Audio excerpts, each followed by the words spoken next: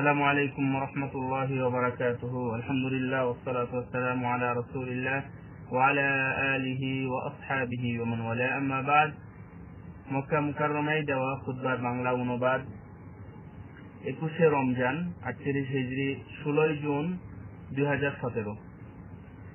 খুতবা দিয়েছেন মক্কা মুকাররমার সম্মানিত খতিব ইমাম ফদিলাতুল শেখ খালিদ বিন আলী আল গামিদি হাফিজাহুল্লাহু তাআলা।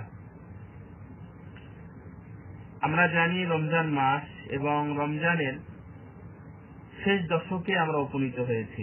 আলহামদুলিল্লাহ, আল্লাহ রাব্বুল আলামিন আমাদেরকে এখনো সুস্থ অবস্থায় এই শেষ দশকে উপনীত করেছেন, আলহামদুলিল্লাহ। তাই উনি শেষ দশকের ফজিলত নিয়েই কথা বলেছেন এবং এটাই তার বিষয়বস্তু ছিল। আল্লাহ রাব্বুল আলামিনের প্রশংসা এবং রাসূল সাল্লাল্লাহু আলাইহি ওয়াসাল্লামের দুরূদ পাঠের পরে তাকওয়ার ব্যাপারে উল্লেখ করেছেন। তাকওয়ার অন্যতম এবং উপযুক্ত একটি সময় আমাদের কাছে এসেছে, তা হলো রমজানের শেষ দিকে। আমি সহ আপনাকে ওসিয়ত করছি, আল্লাহ রাব্বুল আলামিনের কাছে যাচ্ছি, আল্লাহ যেন আমাদেরকে তাকওয়া অবলম্বন করার তৌফিক দেন, আমরা যেন তাকওয়া অবলম্বন করতে পারি, আল্লাহ ভীতি অর্জন করতে পারি।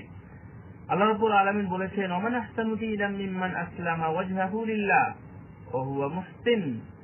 যে ব্যক্তি দ্বীনের মধ্যে আল্লাহর জন্য সমর্পণ করে, ওয়াজহাহু লিল্লাহ আল্লাহর জন্য করে, ওয়া হুয়া মুহসিন, আগের আয়াতে আছে মান আমিলা, অর্থাৎ যে ব্যক্তি আল্লাহ রাব্বুল আলামিনের জন্য কল্যাণকর কাজ করে, সে যা আল্লাহর জন্যই হয়, সেই হলো মুহসিন ব্যক্তি, সেই হলো মুত্তাকি ব্যক্তি। ইন্না আকরামাকুম ইনদাল্লাহি আতকাকুম, আল্লাহ রাব্বুল আলামিন বলেছেন যে তোমাদের মধ্যে সম্মানিত সেই যে তোমাদের মধ্যে সবচেয়ে বেশি পরহেজগার। সুতরাং আমাদের পরহেজগারিতা বা আল্লাহ ভীতি অর্জন ছাড়া আমরা উন্নতির শিখরে উঠতে পারবো না। সুতরাং তাকওয়ার বিষয়টা আমাদের মনে রাখতে হবে, আর উপযুক্ত সময় হলো এটা। সম্মানিত মুসল্লি বৃন্দ, রমজানের আলোচনা অনেক চলতেছে, প্রত্যেক জুমায় জুমায় চলতেছে রমজানের আলোচনা। এমনকি রমজানের ফজিলত সম্পর্কে এত ধরনের নস এসেছে এবং এত কোরআন এবং সুন্নাহয় বর্ণনা এসেছে যে এমনকি সাধারণ মানুষেরাও আজকে জানতে শিখেছে বা বুঝতে পেরেছে যে রমজানের আসলেই ফজিলতটা কি। সুতরাং অনেক নস বা কোরআন সুন্নাহ থেকে দলিল দিয়ে আপনাদের রমজানের ফজিলত সম্পর্কে জানানোর দরকার হবে না। তবে শেষে আজকে আমি কথা বলবো বিশেষ করে শেষ দশকের ফজিলত সম্পর্কে। সম্মানিত দ্বীনী ভাইয়েরা, হে আমার সায়েমেরা, আমার সম্মানিত রোজাদার ভাইয়েরা, একটু খেয়াল করুন, আমাদের মাঝে রমজান চলতেছে। রমজান তো চলেই গেল, অর্ধেক চলে গেল, কয়েকদিন আগে বলছিলাম, আজকে বলতেছি 2 দশক চলে গেছে, মাত্র 1 দশকও নেই, 1 দশকেরও কিছু চলে গেছে। সুতরাং আমাদেরকে কিছু করতে হবে। রমজান আসে এবং চলে যায়, রমজান আসে চলে যায়, আবার সামনে বছর আসবে, হয়তো আমি থাকবো না বা আর কেউ থাকবে না, কিন্তু রমজান রমজানের মতোই চলতে থাকবে। কিন্তু এই রমজান যখন আসে তখন রমজানকে নিয়ে আমরা 3 রকমের মানুষ দেখতে পাই। রমজানকে নিয়ে আমরা 3 রকমের মানুষ দেখতে পাই। একরকম হলো যে যারা এই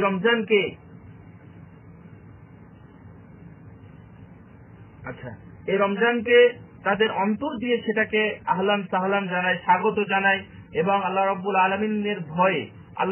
আলামিনের ভয়ে তারা সুন্দর যে আমলগুলো আছে সেগুলো করতে থাকে।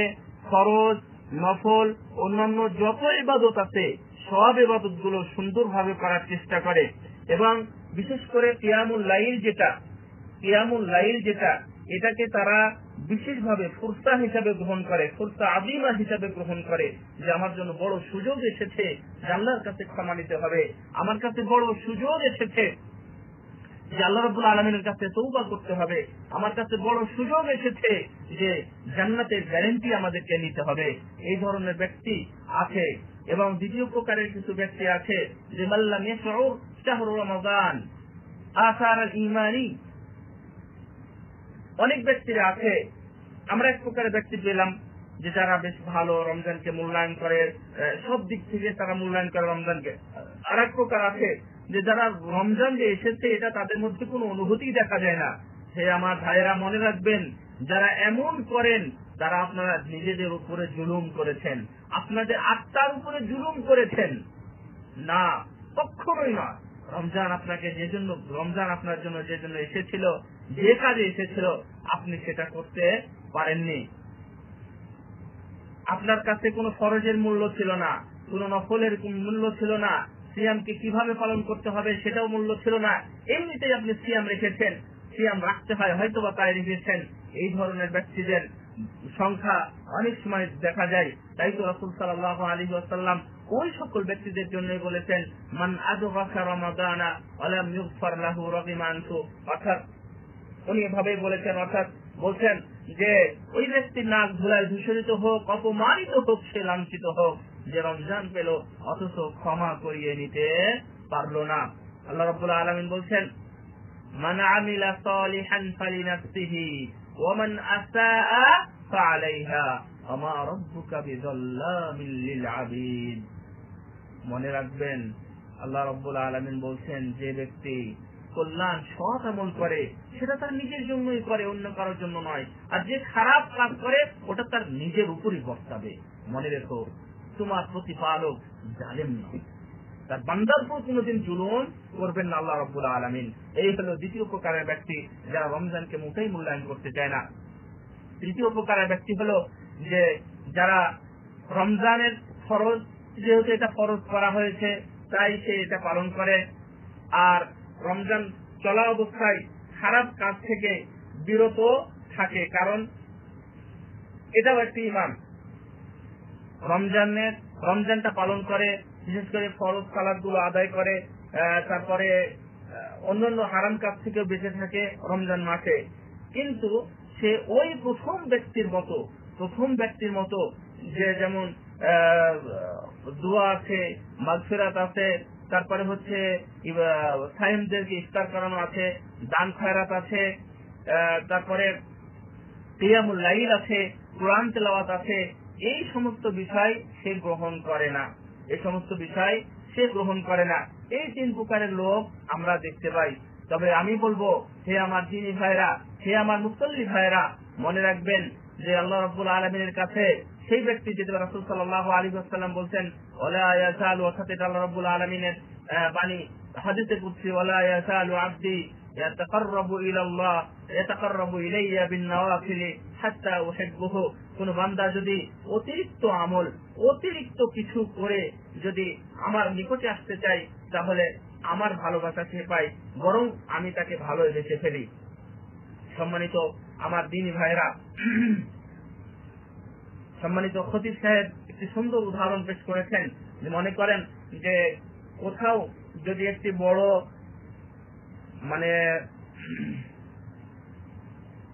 যেমন আমাদের বাংলাদেশে আছে নালা বা রাস্তার পাশে যেগুলো আছে, অথবা ছোট নদী, যে এইটা যদি বড় হয় এবং তার মাটি যদি সুন্দর হয়, তাহলে সেখানে পানি এবং থাকতে পারে।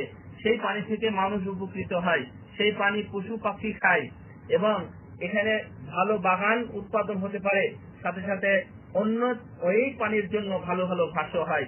কিন্তু অনেক আবার এমনও আছে যে এত ছোট হওয়ার কারণে তার অন্তরটা ওই ব্যক্তিতে অর্থাৎ এই নালাগুলো এত ছোট যে বলা যায় যে সেখানে পানিও সে ভালোভাবে ধরে রাখতে পারে না, এর মাধ্যমে বাগানও করা সম্ভব হয় না, ঘাসও হয় না। এই জন্য অন্য পশু পাখিও সেখানে আসে না। হে আমার দ্বীনী ভাইরা, আপনার মনটা যেন এমন ছোট না হয় যে ওই নদীর মতো, ওই নালার মতো, যেখানে পানি ধরে রাখতে পারে না।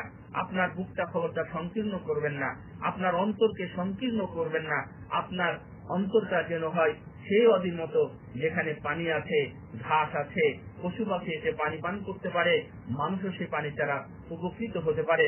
আল্লাহ রাব্বুল আলামিন মহাগ্রন্থ আল কুরআনুল কারীমের মধ্যে বলছেন, আনজালা মিনাস সামাই মাআন ফাসালা দাওদিয়াতুন বিকাদারিহা ফাহতামালুস সাইলু যাবাদার রাবিয়া। যাই হোক, তিনি আকাশ হতে বৃষ্টি বর্ষণ করেন, ফলে উপত্যকা যেগুলো আছে সেগুলো ওদের পরিমাণ অনুযায়ী প্লাবিত হয় এবং প্লাবন তার উপরের যেটা ফেনা বহন করে। এভাবে ফেনা উপরভাগে আসে যখন অলংকার অথবা তার যে অন্যান্য জিনিসগুলো আছে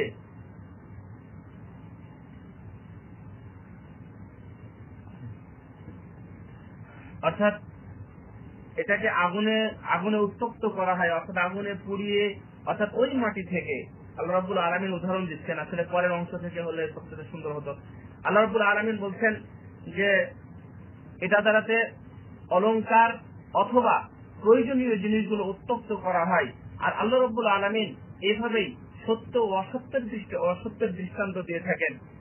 আর ওয়াম্মা যাবাত ফায়াযহাবু জুফা, যেটা আবর্জনা সেটা ফেলে দেওয়া হয় অথবা সেটাকে দূরে সরিয়ে দেওয়া হয়। ওয়াম্মা মা ইয়ানফাউন নাস ফায়ামকুতু ফিল আরদি কাযালিকা ইয়াদরিবুল্লাহুল আমসাল, আর যেটা মানুষের উপকারে থাকে, মানুষের উপকারে প্রয়োজন হয়, সেটা কিন্তু জমিতেই থেকে যায়।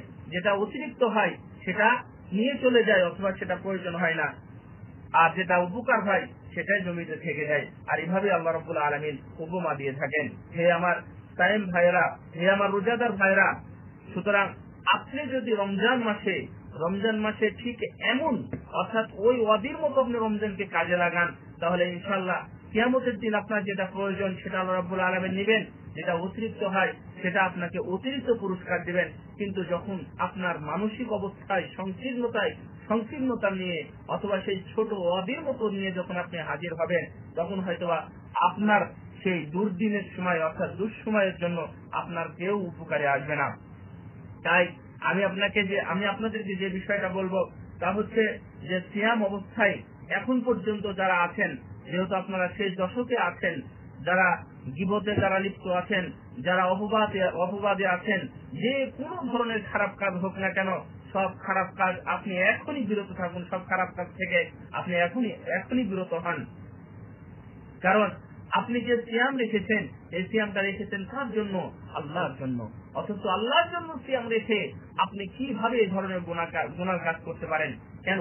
আপনার কি কষ্ট হচ্ছে? আপনি কি ধৈর্য ধরতে পারছেন না? কেন পারবেন না ধৈর্য ধরতে? একটু আল্লাহর জন্য, অর্থাৎ আপনাকে বাধ্য করছে।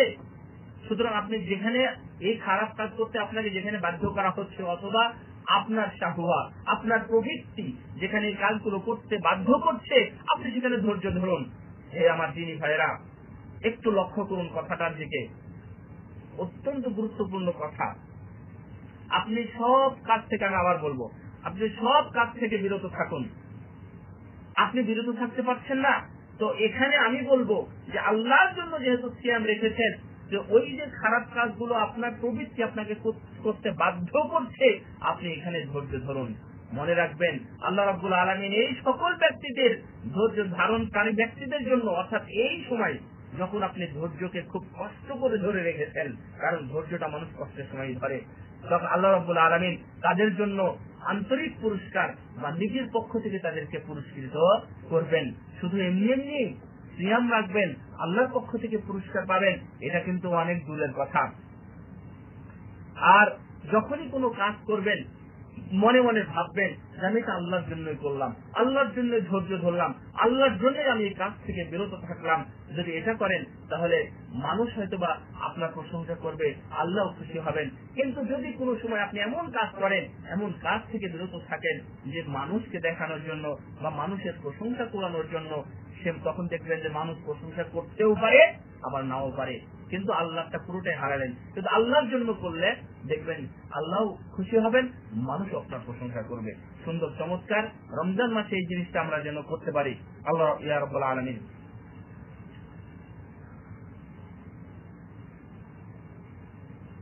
পরিশেষে যেটা কথা আছে তা হচ্ছে, এই সায়েমদের জন্য আল্লাহ রাব্বুল আলামিন নির্দিষ্টভাবে জান্নাত ঘোষণা করেছেন। এই সায়েমদের জন্য অন্যান্য আরো গুরুত্বপূর্ণ আমল আছে, আরো গুরুত্বপূর্ণ ইবাদত আছে, কিন্তু আল্লাহ রাব্বুল আলামিন এভাবে সরাসরি আমল উল্লেখ করেননি, অর্থাৎ জান্নাতের কথা উল্লেখ করেননি। আমার আপনার জন্য এই জান্নাত উল্লেখ করেছেন। সুতরাং এই জান্নাত, এই লোভ আমাদেরকে এই কয়দিনের জন্যই, এই কয়দিনের মধ্যেই এটা আমাদেরকে গ্রহণ করতে হবে এবং সেটা আমাকে অর্জন করতে হবে। একটু চিন্তা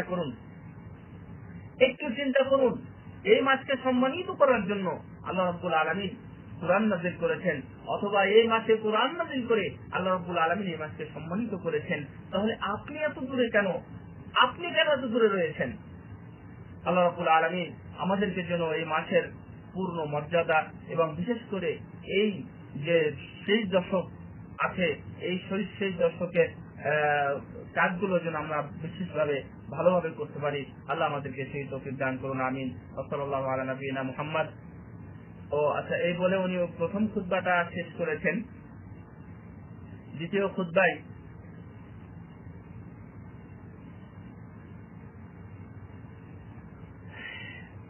হে আমার দিনী ভাইয়েরা, সম্মানিত মুসলিম ভাই ও বোনেরা, সেই খুতবায় অত্যন্ত আবেগের সাথে আমাদেরকে আহ্বান জানিয়েছেন, হে আমার মুসলিম দরদি ভাইয়েরা, আর কয়টা দিন আপনার বাকি আছে? আর কয়টা দিন বাকি আছে? আর যে দিনগুলো বাকি আছে সেই দিনগুলো যে কত গুরুত্বপূর্ণ, তাও আবার রমজানের শেষ দশকের, রমজানের শেষ দশক অর্থাৎ 3 দশকের শেষ দশকের মধ্যে আমরা শেষের কয়েকটা দিনে আজকে উপনীত হয়ে আছি। কেন? রাসূল সাল্লাল্লাহু আলাইহি ওয়াসাল্লাম এই দিনগুলোতে বিশেষভাবে ইবাদত করতেন।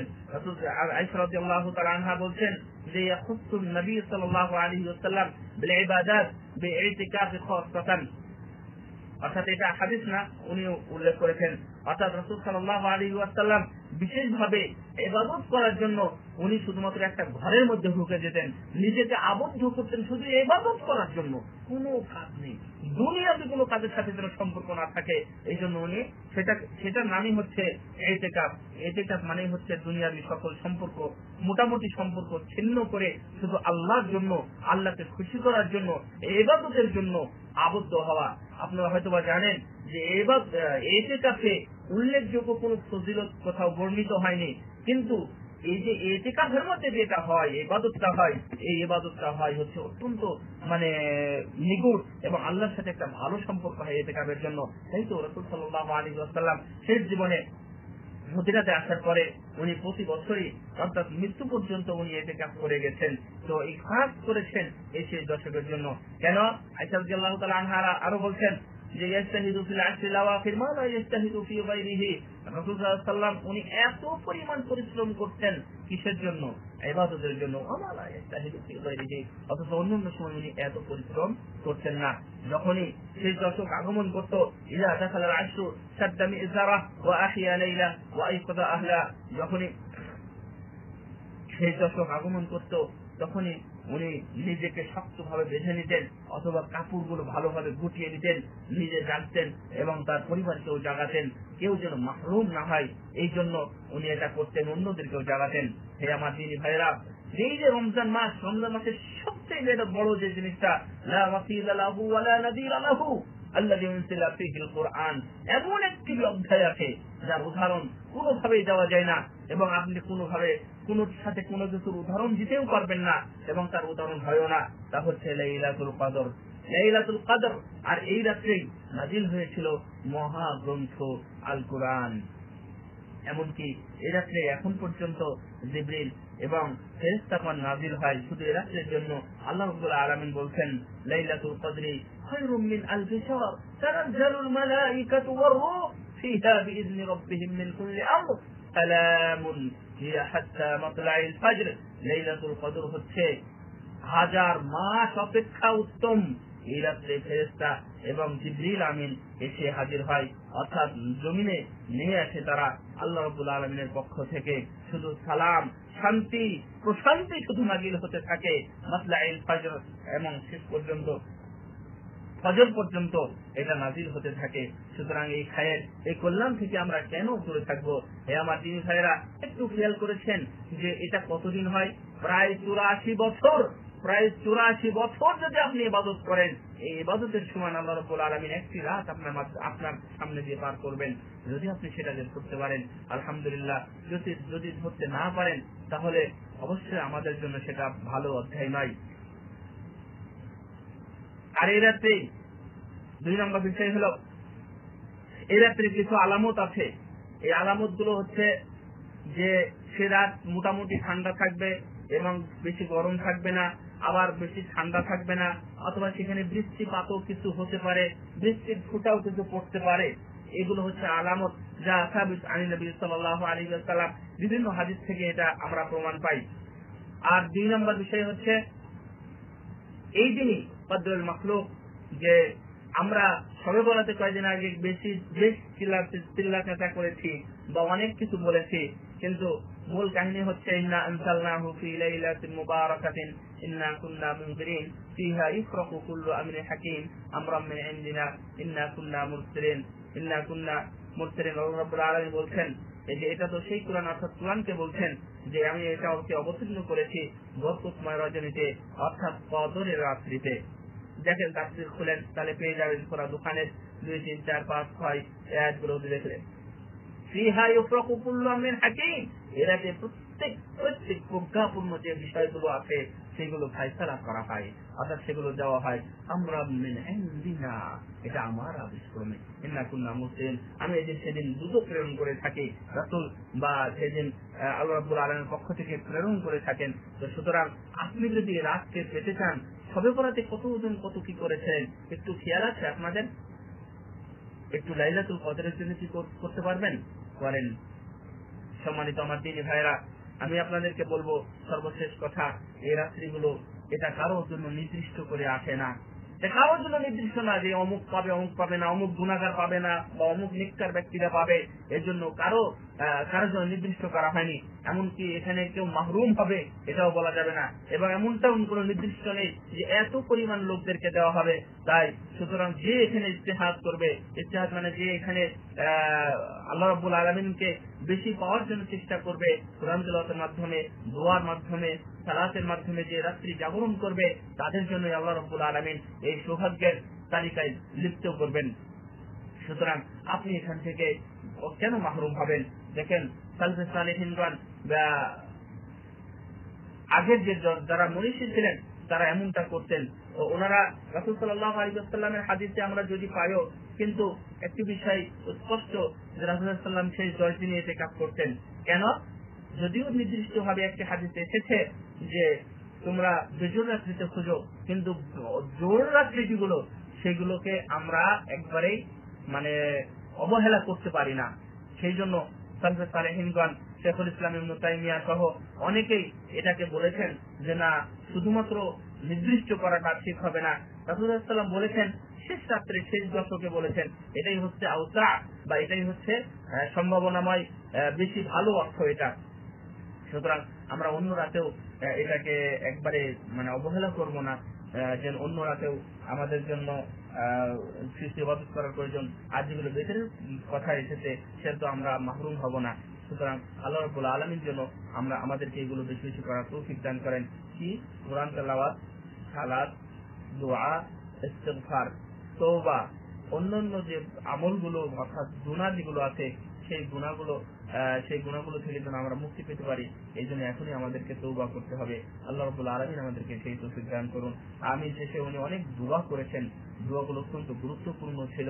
এই রমজান মাস আমরা শুধু এত বলবো, আল্লাহ রাব্বুল আলামিন যেন মুহতারাম শেখ খালেদ আল গামিদি হাফিজাহুল্লাহ দোয়াগুলো আল্লাহ রাব্বুল আলামিন কবুল করেন। আমিন আমিন ইয়া রব। ওয়া সাল্লাল্লাহু আলা নবিয়িনা মুহাম্মদ। আসসালামু আলাইকুম ওয়া রাহমাতুল্লাহ।